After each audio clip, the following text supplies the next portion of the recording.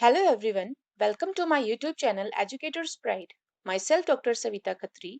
In my videos, I will teach about life sciences topics. In this video, I will discuss about active transport. About passive transport, I have already discussed in my previous video on transport across plasma membrane. You will find the link of that video at the end of this video. So let's start with active transport. What is active transport? It is second type of transport which moves substances across the membrane. It occurs against the concentration gradient and is mediated by carrier proteins. Metabolic energy is used to move ions or molecules against concentration gradient. So active transport is an ATP dependent process. Active transport is of two types. First, primary active transport or direct active transport. Second is secondary active transport or indirect active transport.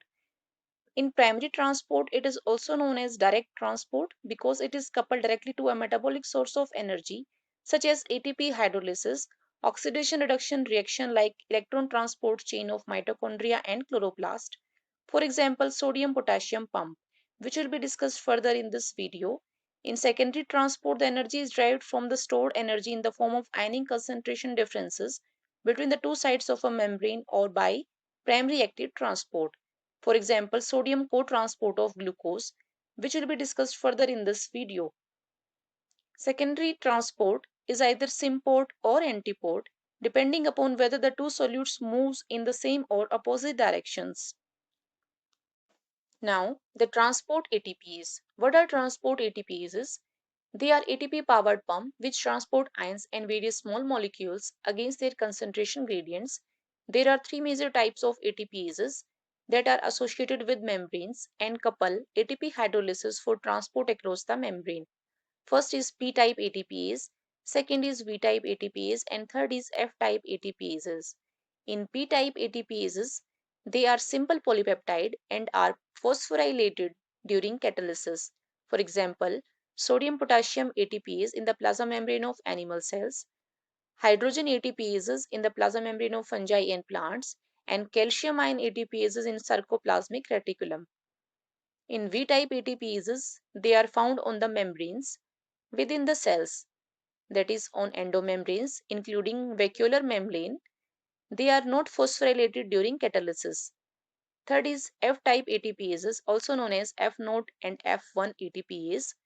They have a complex polypeptide composition and are not phosphorylated during catalysis.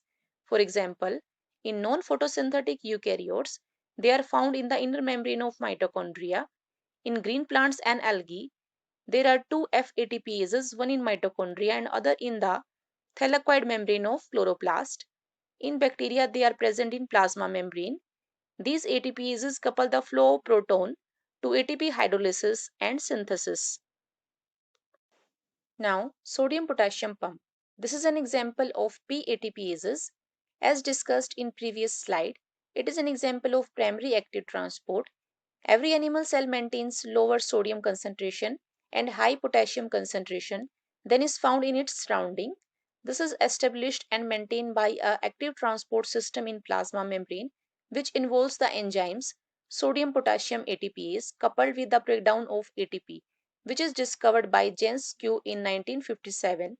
For each molecule of ATP hydrolyzed, 2 potassium ions moves inward and 3 sodium ions moves outward. So, the sodium potassium ATPase is primarily responsible for setting and maintaining the intracellular concentration of sodium potassium and for generating the transmembrane electrical potential. So what is basic structure of sodium potassium ATPase? It is a heterodimer composed of an alpha subunit and a glycoprotein beta subunit. The alpha subunit is responsible for ATP hydrolysis and ion pumping. It contains 10 transmembrane segments, while beta subunit is responsible for the correct assembly of the ATPase in the endoplasmic reticulum. There are certain steroids like digitalis and ovaban, which are known as cardiotonic steroids.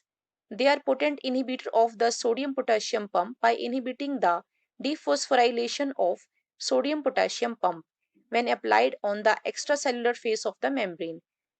Digitalis is used in the treatment of congestive heart diseases because It increases the force of contraction of heart muscle by inhibiting the sodium-potassium pump. Other main examples of primary active transport are calcium pump and potassium hydrogen pump. Next is sodium glucose co-transport. It is an example of secondary active transport. Sodium glucose transporter is a transmembrane protein which acts as a carrier protein, allows sodium ions and glucose to enter the cell together. The sodium ions flow down their concentration gradient while the glucose molecules are pumped up theirs. Later the sodium is pumped back out of the cell by a sodium potassium ATPase.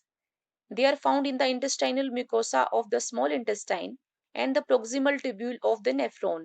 They contribute to renal glucose reabsorption in the kidneys. Other main examples of secondary active transport are: first, sodium amino acid co-transport; second is sodium calcium counter transport; and third is sodium hydrogen counter transport. So this is all about active transport and its types with examples. Next video will be on vesicular transport. If you like my video, then please subscribe my channel and hit the bell icon for more related videos. Thank you.